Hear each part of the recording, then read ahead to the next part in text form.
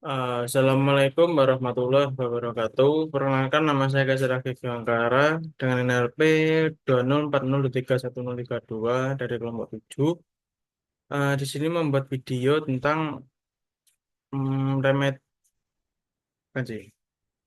Membuat video tentang penjelasan mata kuliah.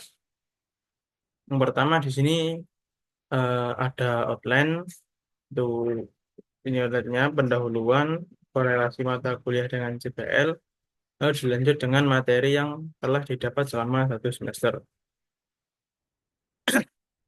Oke, lanjut saja ke pendahuluan. Jadi, PowerPoint ini digunakan untuk memperbaiki nilai mahasiswa Departemen Teknik Elektrootomasi (DTO) sebagai remedial yang mengkorelasikan mata kuliah dengan proyek yang dilakukan. Tidak hanya korelasi saja, tekan tetapi penjelasan juga memberi penjelasan tentang mata kuliah yang didapat selama 1 semester ini. Lalu yang pertama, korelasi mata kuliah dengan CPL, yaitu ada mata kuliah rangkaian elektronika, jerat magnet, analisa sinyal sistem, algoritma dan pemrograman, dan lalu terakhir fisika terapan. Yang pertama, rangkaian elektronika, di sini ada dioda yang digunakan pada power supply dan motor, lalu voltage regulator yang digunakan pada power supply, dan juga rangkaian zero span dan IC yang digunakan, lalu em, dan juga MOSFET pada motor. Yes. Baik, sekarang dioda yang digunakan pada power supply dan motor itu yaitu ada dioda rectifier. Jadi dioda rectifier ini adalah dioda PN junction yang digunakan untuk mengarahkan arus listrik AC atau bolak-balik menjadi arus listrik DC dari current yaitu searah. Jadi tugas dioda ini adalah mengarahkan tegangan yang input dari power supply itu sendiri. Ini ada gambar dioda penyarahnya. Lalu di sini ada prinsip kerja dioda, yaitu pada dasarnya sama dengan 4 buah dioda penyarah biasa yang disusun dalam rangkaian membentuk jembatan.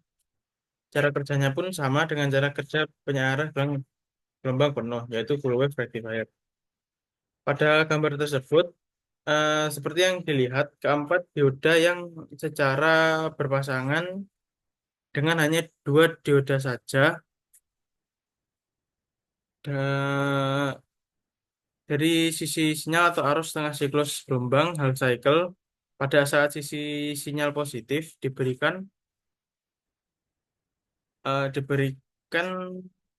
input satu dan sinyal negatif diberikan ke input 2 seperti pada gambar A di sini.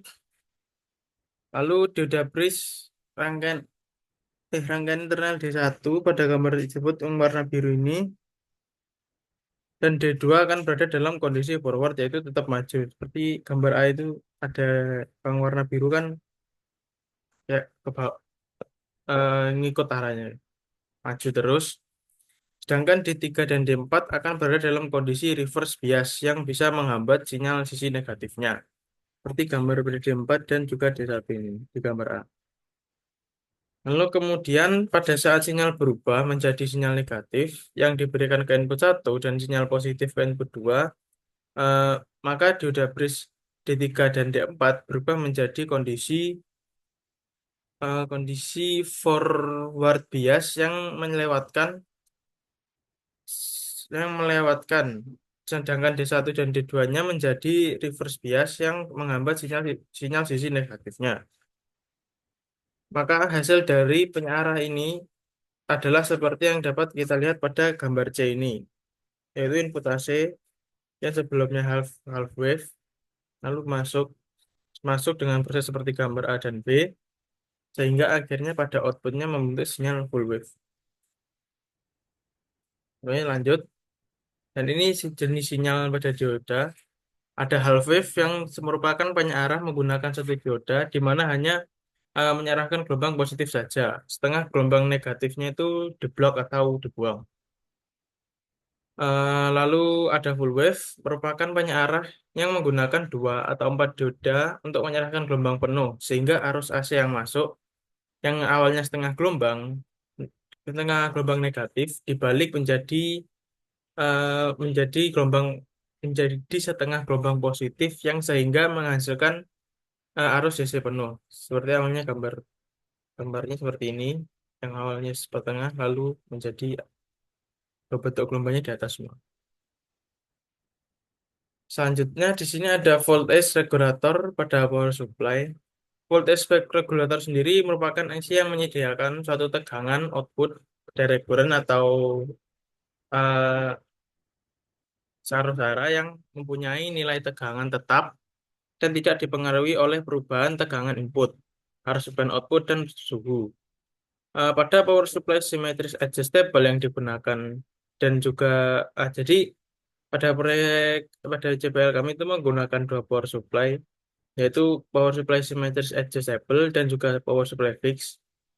Maka IC voltage regulator yang kami gunakan ada empat. Yang pertama LM317, LM337, IC 7812, dan IC 7912. Untuk pengertiannya sendiri, yaitu ideal ini, LM317 sendiri digunakan dalam power supply itu untuk memberikan output positif dari maaf ini ketutupan, dari 1,25 sampai 12 volt DC. Jadi IC ini merupakan IC untuk tegangan DC positif yang dimana dapat membuat tegangan output yang bervariabel pada power supply, dan juga IC ini memiliki kemampuan mengalirkan mengalirkan sih, kayak ini mengalirkan arus maksimum sebesar 1,5 ampere dan mampu memberikan tegangan output variabel dari 1,2 volt DC sampai 37 volt DC. Tapi pada project yang dibutuhkan itu 1,25 sampai 12 volt. Lalu selanjutnya ada, ini salah ya, harusnya LM337, yaitu voltage regulator negatif dengan tiga terminal yang dapat disesuaikan dan mampu memasok lebih dari 1,5 ampere dengan tegangan output yang kebalikan dari positif tadi, yaitu negatif 1,2 sehingga negatif 37 volt. Hampir sama seperti LM317, 337 ini digunakan pada power supply untuk membuat tegangan output yang variabel dari 1,25 volt, negatif 1,25 volt sampai negatif 12 volt DC. Lalu selanjutnya pada IP7812 sendiri adalah komponen elektronika yang merupakan sirkuit terpadu yang digunakan pada voltage regulator atau stabil tegangan, yaitu outputnya tetap tegangan positif 12 volt. Jadi digunakan pada power supply fix agar tegangan yang dikeluarkan itu tetap 12. Lalu ada IC7912, yaitu hampir sama seperti 7812, hanya saja untuk tegangan yang dikeluarkan dari IC ini adalah negatif 12 volt. Lanjut. Lalu selanjutnya di sini ada rangkaian zero span dan IC yang digunakan. Untuk yang pertama ada IC yang digunakan itu adalah IC LN358, yaitu sebuah IC yang termasuk dalam kategori op-amp, operational amplifier. Jadi IC ini merupakan IC op-amp berisi dua amplifier independen dengan gain tinggi, daya rendah, dan juga saluran ganda. LM358 sendiri dapat beroperasi dengan tegangan rendah 3 volt hingga tinggi 32 volt dan arus hingga 20 miliampere per salurannya. Dan di sini ada gambar dari pin apa pin out dari IC-nya. Itu ada out, in sat, in minus, in plus, ground, VCC-nya, dan ya ini sebagainya. Ini bentukan IC-nya. Jadi IC 358 sendiri ini dapat digunakan sebagai penguat sinyal juga untuk meningkatkan amplitudo sinyal yang masuk. IC LM358 juga dapat digunakan sebagai komparator yang digunakan pada rangkaian Hirospan nanti untuk membandingkan dua sinyal input dan menghasilkan sinyal output berdasarkan perbandingan tersebut. Nah, jadi ini berguna sebagai aplikasi seperti sensor, pengendalian otomatis, dan alarm. Di sini ada rangkaian V2V yang digunakan pada proyek kami. Ini adalah gambar bentar, menutupi. Pada gambar tersebut ini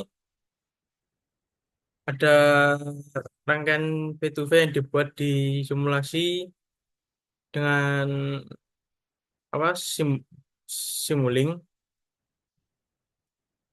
Jadi ini ada rumus V2V yang dimana M sama dengan V out max.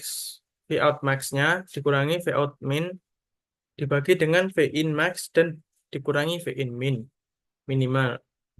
Itu sama dengan V out max-nya sendiri 5 dikurangi dengan V out minimalnya 0 lalu dibagi dengan V in maksimalnya 3 dan dikurangi V in minimalnya negatif 2 sehingga hasilnya 5.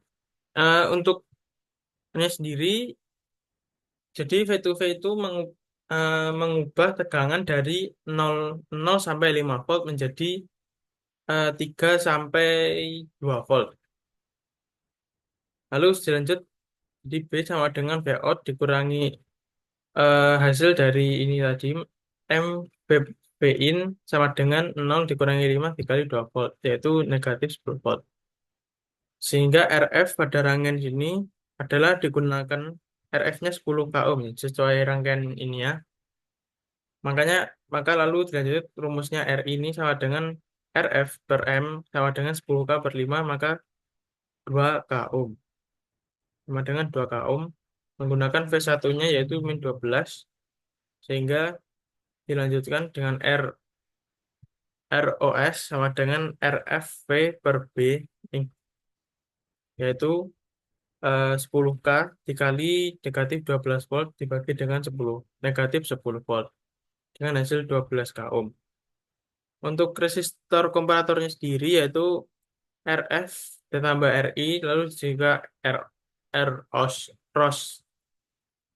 sama dengan 1/10K ditambah 1/12K ditambah 1/12K sama dengan 60/41 dan dibulatkan menjadi dia dan dihasil dibagi dengan 60 dibagi 41 dengan hasil 1,4 k ohm.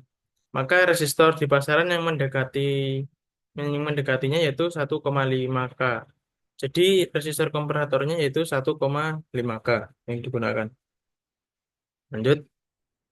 Nah, di sini ada rangkaian V2I yang dimana setelah mengubah tegangan tadi menjadi 3 sampai 2 apa?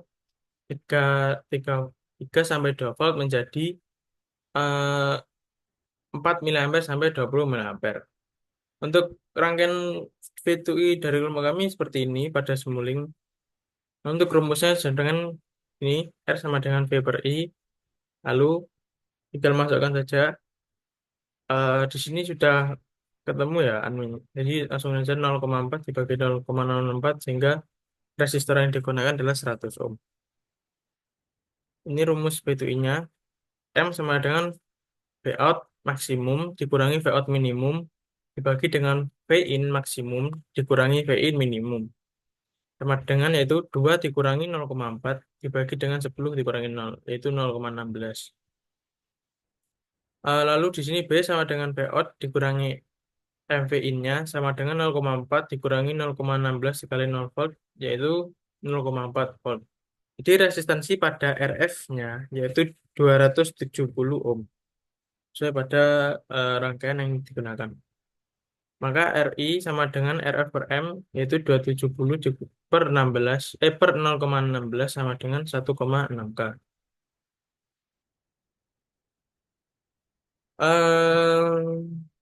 Lanjut di sini ada rangkaian I2V dari kelompok kami yaitu seperti ini.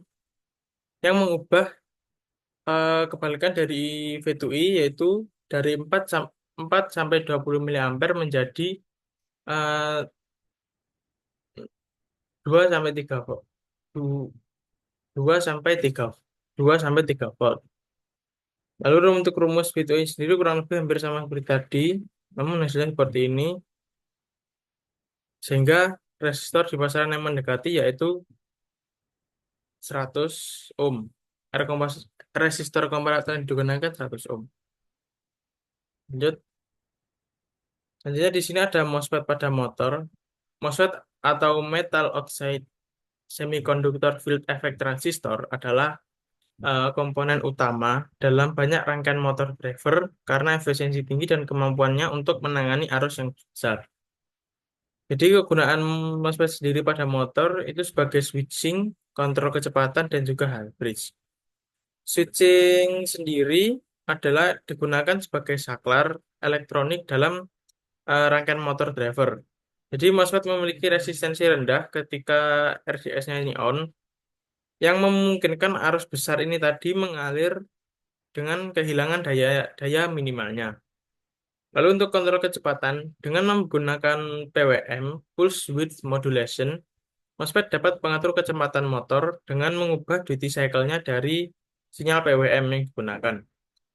Ini memungkinkan kontrol motor yang presisi atas kecepatan motornya. Untuk lalu selanjutnya ada hybrid configuration. Jadi MOSFET ini digunakan dalam konfigurasi hybrid untuk yang memungkinkan yang memungkinkan motor itu berputar dalam kedua arah.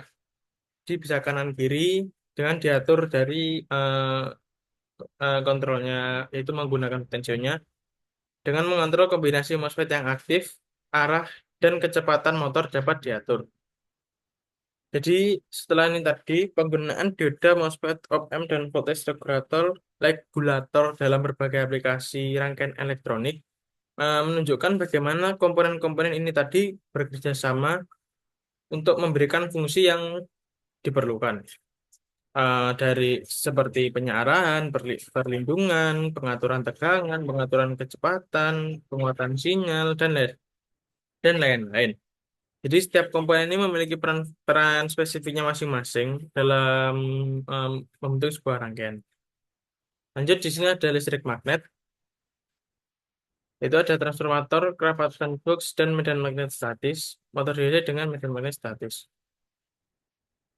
Langsung saja transformator dan prinsip kerjanya. Transformator atau trafo adalah komponen listrik yang tersusun dari inti, kumparan primer, dan sekunder. Trafo juga memiliki magnet yang bergandengan dan prosesnya menggunakan prinsip induksi elektromagnetik. Di sini ada gambar bagian trafo seperti ini. Di sebelah kiri ada kumparan primer, di sebelah kanan ada kumparan sekunder, lalu di kotakannya ini ada inti besi. Untuk untuk lambang trafonya sendiri ada seperti ini. Ini adalah kumparan primer, yang ini kumparan sekunder. Lanjut. Nah, ini adalah prinsip kerja trafo. Jadi trafo menggunakan induksi bersama atau mutual induction antara dua rangkaian yang terhubung dengan flux magnet. Jadi trafo secara sederhana terdiri dari dua buah kumparan yang secara listrik itu terpisah. Tetapi secara magnet ini dia dihubungkan oleh alur induksi. Dua kumparan pada trafo ini tadi menghasilkan induksi bersama yang tinggi. Jadi apabila satu kumparan pada trafo dihubungkan ke sumber tegangan bolak-balik, maka akan timbul flux bolak-balik di dalam inti besinya. Dan kumparan yang lainnya pun akan terhubung sehingga menimbulkan GGL, yaitu gaya gerak listrik induksi. Yang dimana GGL induksi yang dihasilkan trafo ini sesuai dengan induksi elektromagnetik seperti yang saya sebut sebelumnya dari hukum Faraday. Dan di sini ada skema eh, prinsip kerja trafonya. Di sini ada medan magnet. Dan ini yang biru ini merupakan kumparan sekunder, dan yang warna hijau ini kumparan primer. Jadi pada skema trafo ini, ketika arus listrik yaitu sumber tegangan yang mengalir pada kumparan primernya, eh, berbalik arah, yaitu berubah polaritasnya pada medan magnet yang dihasilkan, maka medan magnet yang dihasilkan akan berubah, sehingga arus listrik yang dihasilkan pada kumparan sekunder akan berubah polaritasnya juga. Oke, selanjut. Di sini ada persamaan pada trafo yang dimana P2 per V1 sama dengan N2 per N1. Jadi N ini sendiri merupakan kumparan sekunder, jadi sama dengan P2 dan V1. Dengan diasumsikan bahwa P2 sama dengan 220 volt, yaitu tegangan dari eh, PLN sendiri. Lalu V1-nya adalah 12 yang ngambil dari trafonya. Lalu ibarat N1-nya ini 1. Lalu kita dapat menghitung rasio lilitan trafonya dengan rumus ini. PP per S sama dengan NP per NS. PP per S yaitu 220 tegangan yang masuk dibagi dengan tegangan yang diinginkan sama dengan NP yaitu kumparan primernya dibagi 1. Dari 220 dibagi 12 tadi menghasilkan 18,33 sama dengan NP per 1 yang dibalik menjadi NP per 1 sama dengan 18,33. Maka rasio, rasionya adalah 18,33 dibanding 1. Oke. Selanjutnya, motor DC dengan medan magnet statis. Pada motor DC sendiri, terdapat kumparan medan yaitu disebut stator, bagian yang tidak berputar, dan kumparan jangkar disebut rotor, bagian yang berputar. Jika terjadi putaran pada kumparan rotor dalam medan magnet, maka akan timbul tegangan yang berubah-ubah arah pada setiap setengah putaran, sehingga merupakan sehingga putaran ini tadi itu merupakan tegangan bolak-balik. Jadi kebanyakan motor DC ini beroperasi melalui interaksi medan magnet dan konduktor pembawa arus untuk menghasilkan putaran, meskipun motor DC ini menggunakan gaya elektrostatik. Lalu selanjutnya di sini ada prinsip kerja pada motor DC, yaitu adalah jika arus lewat pada suatu konduktor, maka timbul medan magnet di sekitar konduktor ini. Medan magnet hanya terjadi di sekitar konduktor jika ada arus mengalir pada konduktor tersebut. Berarti gambar ini. Lalu jadi gambar ini merupakan arah medan magnet ditentukan oleh aliran arus pada konduktor. Jadi ketika arus mengalir melalui konduktor, yaitu seperti gambar ini melingkar, yaitu menyebabkan timbulnya medan magnet di sekitar konduktor ini. Jadi interaksi antara medan magnet yang dihasilkan ini tadi dengan komponen stator dan rotornya dapat menyebabkan terjadinya dorongan dan tarikan yang menciptakan gaya yang menghasilkan torsi. Sehingga, maaf, sehingga akibat dari gaya dorongan dan tarikan ini tadi menciptakan motor yang mulai berputar dengan kecepatan tertentu dalam satuan radian per detik. Jadi dapat dilihat di gambar ini. Pada motor DC, daerah kumparan medan yang dialiri arus listrik akan menghasilkan medan magnet yang melingkupi kumparan pada rotornya dengan arah tertentu. Jadi arahnya itu bisa kita tentukan sendiri. Lalu eh, jadi eh lalu juga terjadi konversi energi listrik yang menjadi energi mekanik yaitu motor maupun sebaliknya berlangsung melalui medan magnet yang diciptakan seperti gambar ini. Dengan demikian, medan magnet di sini selain berfungsi sebagai tempat untuk menyimpan energi, sekaligus sebagai tempat berlangsungnya proses perubahan energi dari energi listrik menjadi mekanik. Jadi, agar proses perubahan energi mekanik ini dapat berlangsung secara sempurna, maka tegangan sumber, eh, maaf,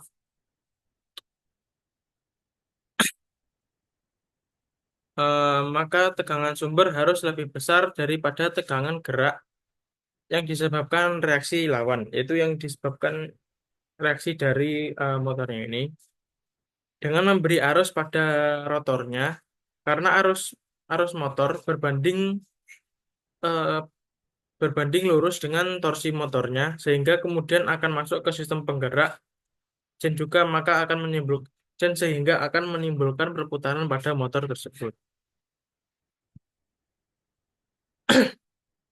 Selanjutnya di sini ada analisa sinyal dan sistem yang berkorelasi dengan project kuliah yaitu spectrum analyzer. Langsung saja. Jadi ini adalah sinyal pada spectrum analyzer. Perangkat jadi spectrum analyzer itu merupakan perangkat lunak atau sistem yang digunakan untuk menganalisis sinyal dalam domain frekuensi.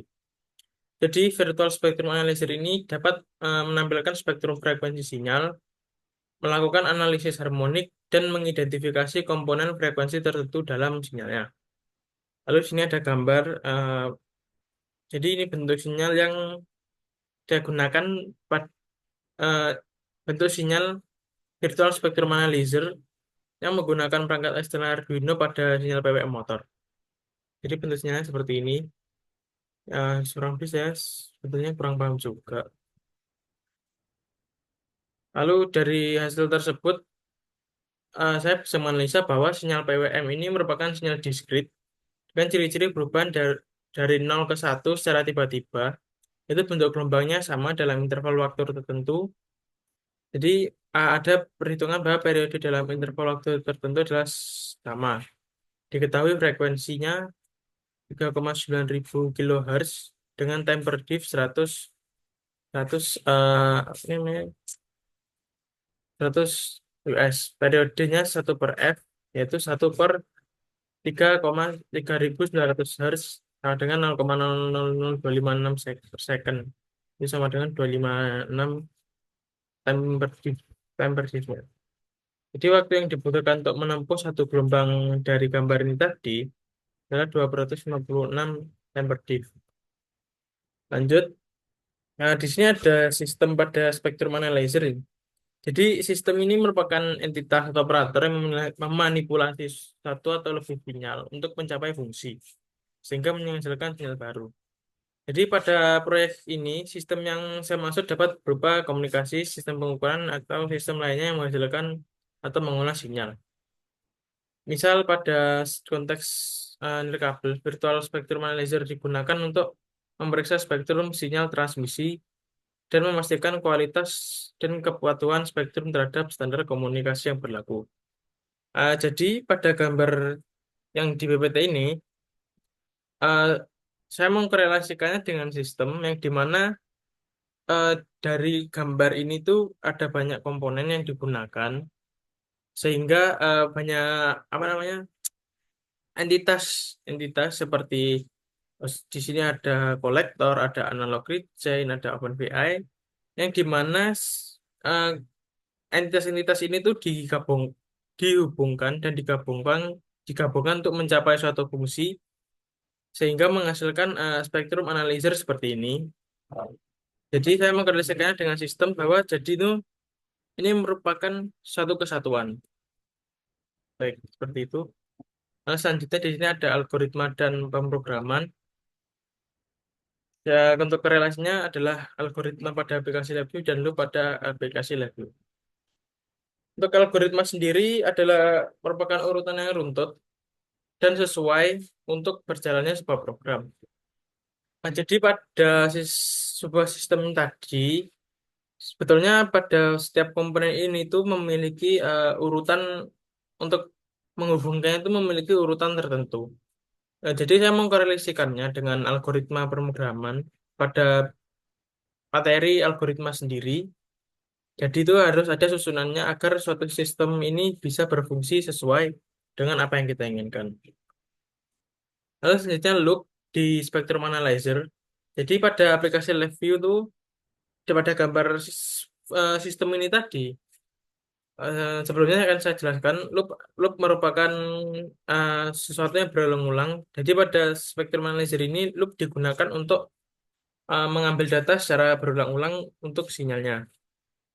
Jadi pada gambar sistem ini tadi ada ini nih, bentuk persegi yang membatasi pada komponen serial dan juga komponen di sebelah kanan itu kan ada kotakan ini.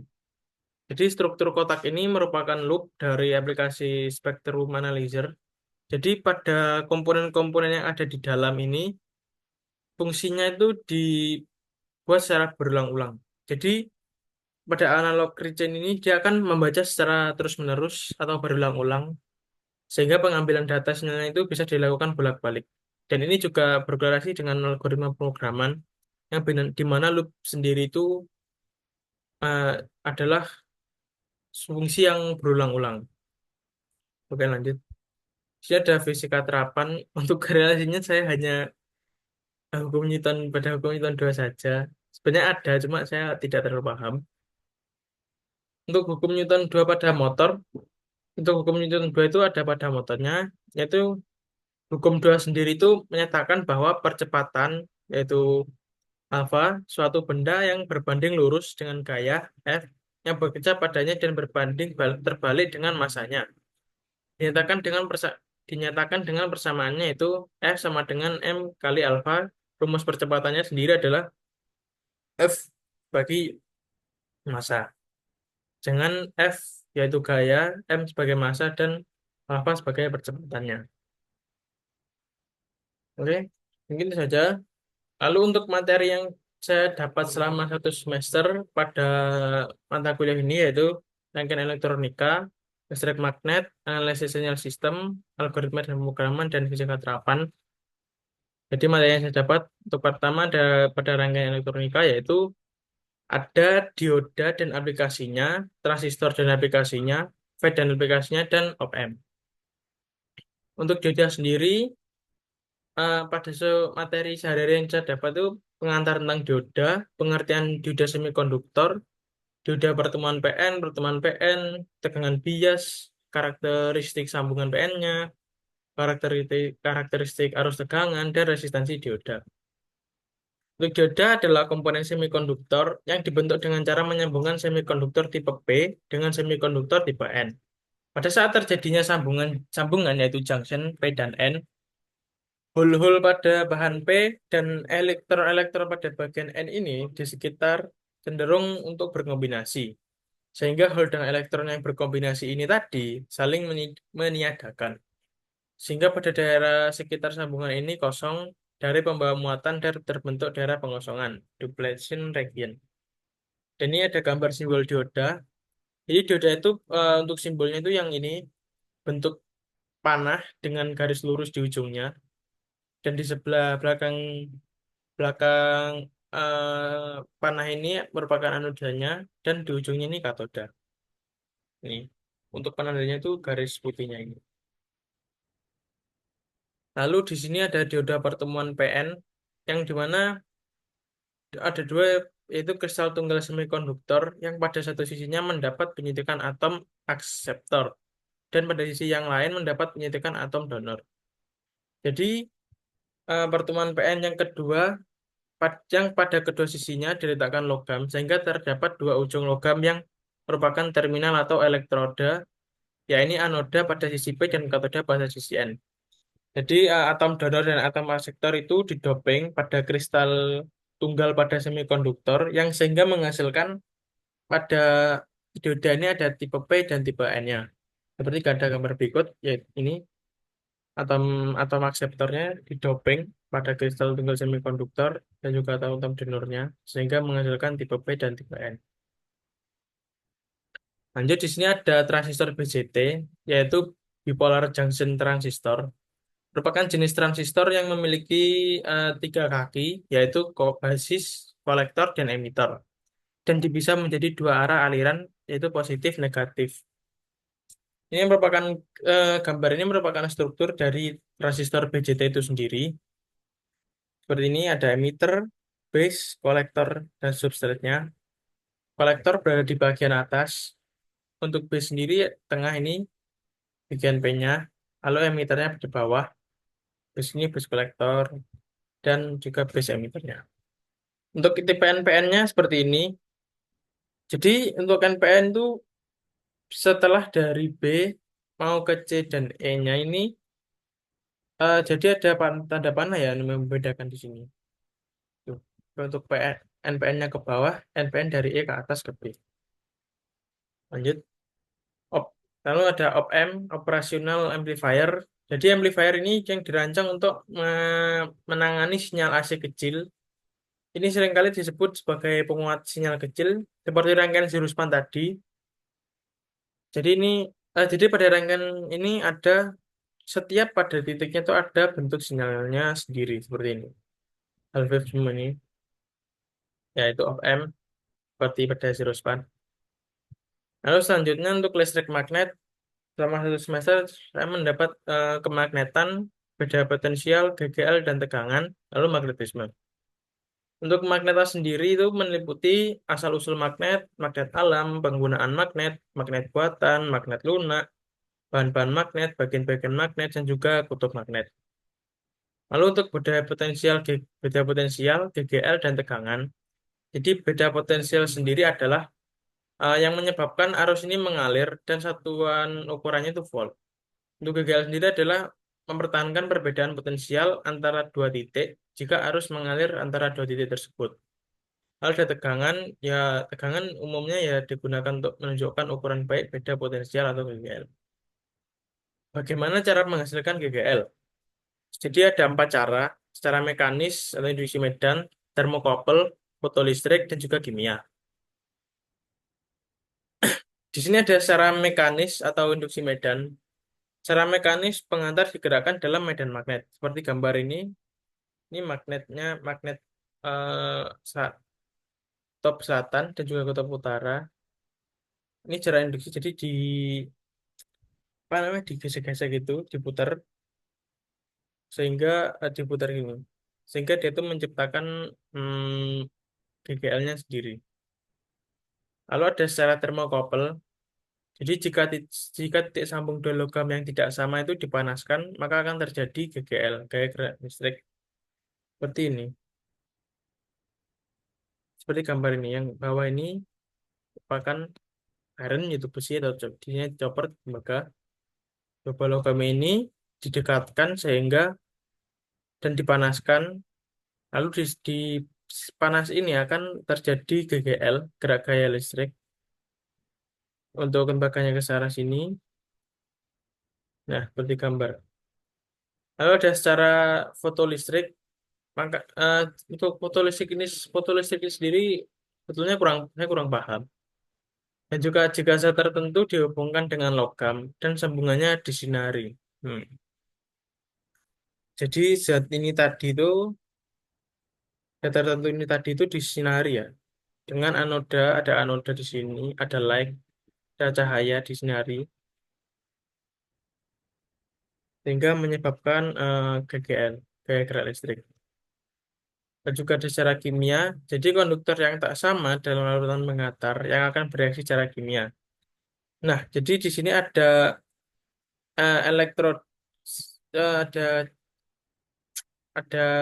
apa namanya konduktor yang berbeda. Di sini ada konduktor yang dari tembaga dan juga ada konduktor dari si eh apa nih zinc pokoknya dicelupkan pada larutan kimia sehingga pada tembaga ini tadi berubah menjadi elektrod apa plus dan juga pada zinc ini menjadi minus sehingga pada larutan kimia pada konduktor ini tadi itu terjadi GGL gaya gerak listrik.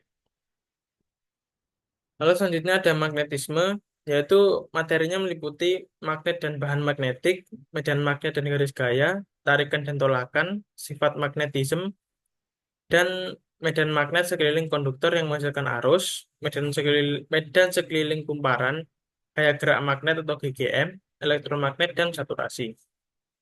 Untuk penjelasannya sendiri ada banyak. Lalu selanjutnya ada analisa dan sinyal sistem. Di sini ada sinyal dan sistem. Lalu ada membangkitkan sinyal. Untuk sinyal dan sistem sendiri itu ada definisi sinyal dan representasi sinyal. Untuk definisi sinyal, yaitu sinyal fungsi dari suatu satu atau lebih variabel yang menyampaikan informasi tentang sifat suatu fenomena fisik. Dan juga sinyal ada definisi lagi, yaitu pola variasi dalam beberapa bentuk dalam beberapa bentuk. Lalu ada juga variabel yang membawa informasi. Jadi contoh VT, IT, XT, detak jantung, tekanan darah, suhu, getaran. Ini juga setiap komponen tadi itu mengeluarkan bentuk sinyal. Untuk sinyal listrik terdapat juga contohnya itu sinyal listrik, sinyal akustik, mekanis, video, ada sampai video saja. Lalu sinyal juga memiliki dua jenis, yaitu sinyal satu dimensi, yang dimana fungsinya bergantung pada satu variabel, misalnya suara.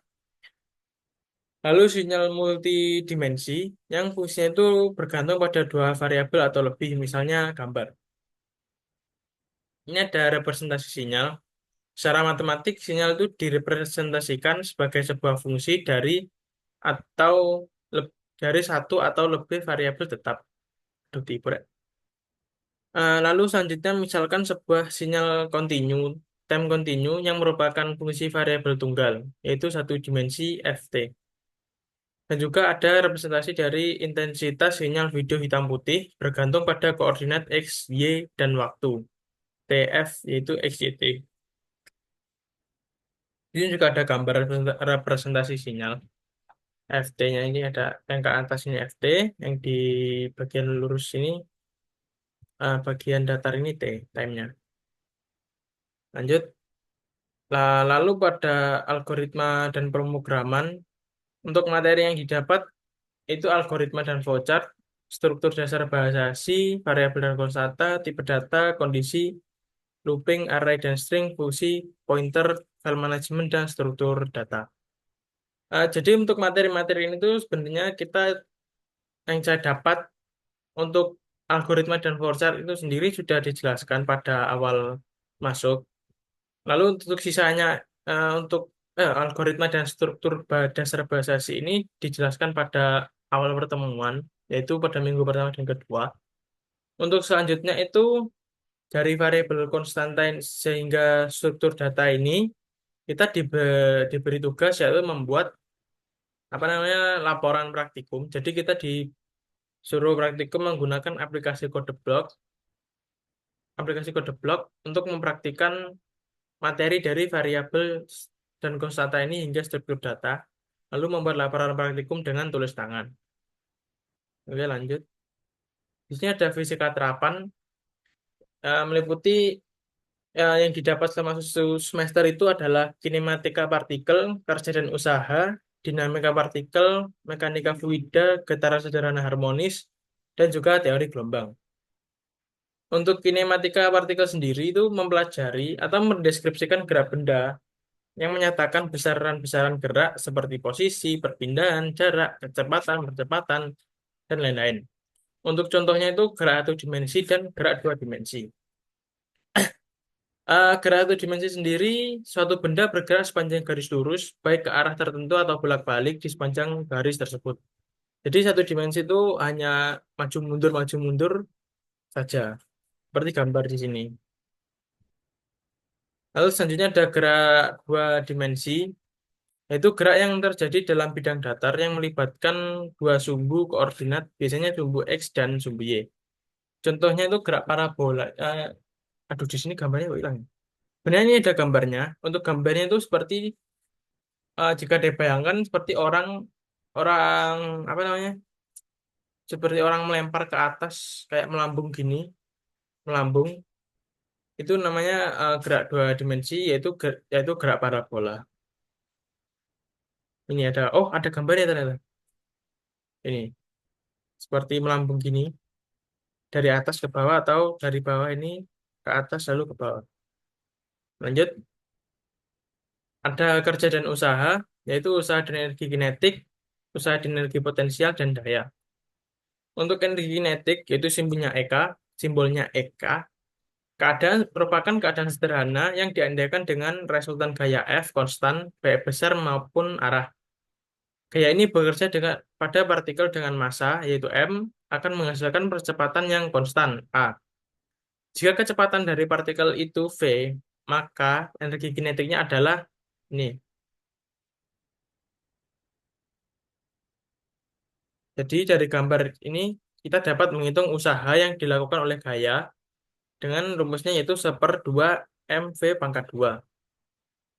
Jadi rumus W sama dengan 1/2 MV2B dikurangi 1/2 MV2A ini sama dengan eh, rumus ini tuh dihasilkan dari persamaan ini sebelumnya. W sama dengan integral B.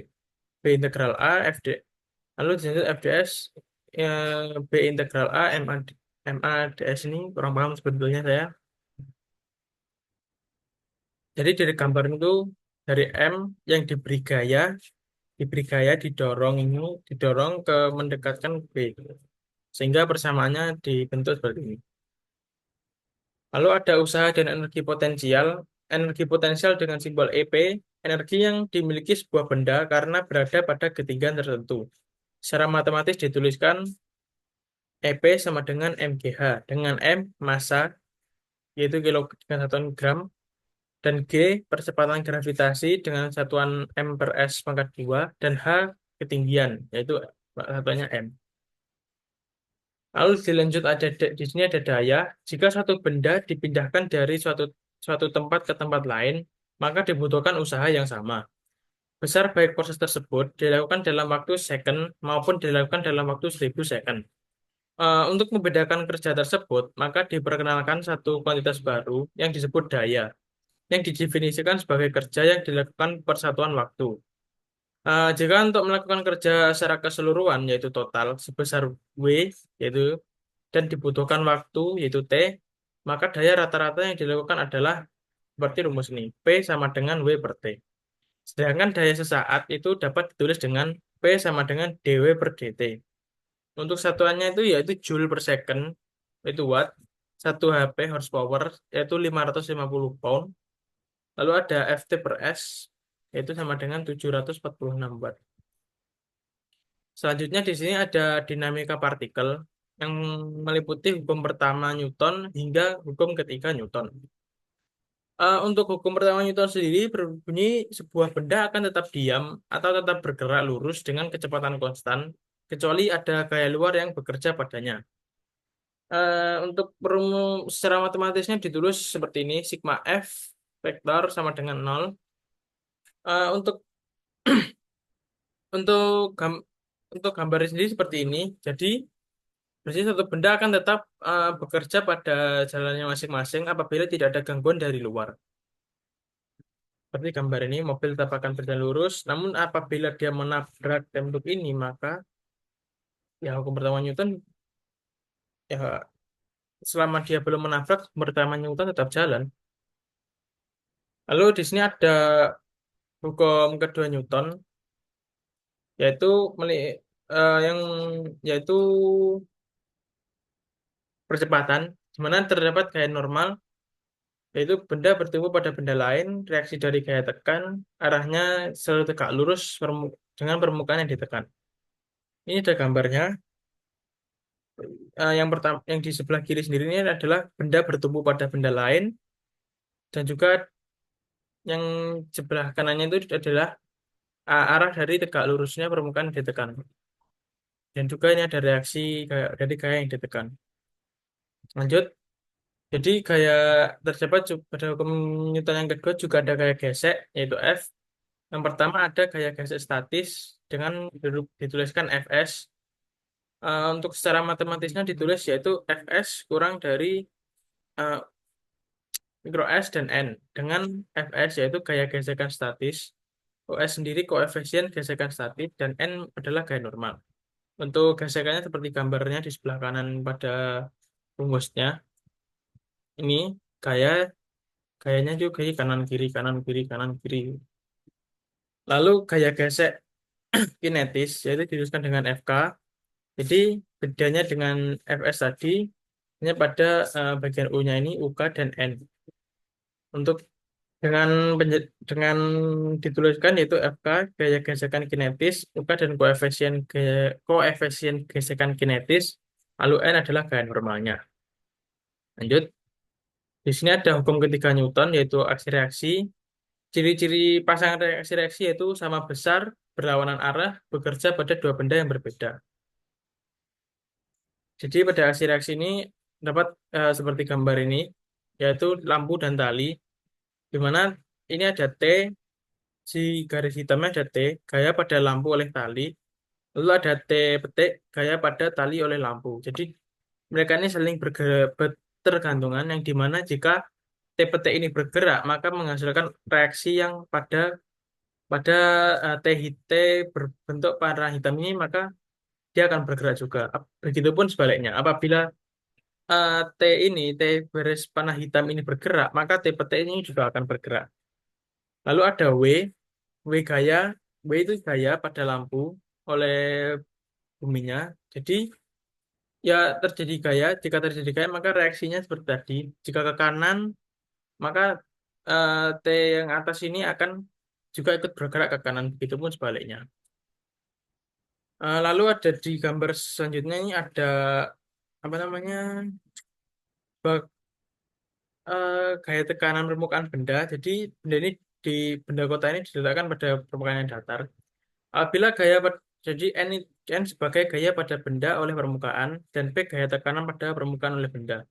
Jadi apabila benda ini ditekan, maka ada aksinya yaitu terjadi dorongan. Dan juga begitu sebaliknya apabila benda diangkat lalu dijatuhkan, maka reaksinya itu akan lama piar gitu, berbunyi, ada reaksinya. Kita lanjut. Jadi di sini sudah penutup. Sebetulnya masih ada materinya yang saya dapat pada semester itu, cuma saya kurang mendalami dan masih hanya paham paham sekilas saja, tidak sampai paham banget. Sebenarnya masih banyak materi yang saya dapat, cuma saya belum bisa menjelaskannya. Dan hanya materi-materi yang tadi saja yang hanya bisa saya jelaskan. Oke, sekian terima kasih. Saya Cesar Giwangkara dengan NRP 204023132 pamit undur diri. Apabila ada salah perkataan mohon dimaafkan. Wassalamualaikum warahmatullahi wabarakatuh.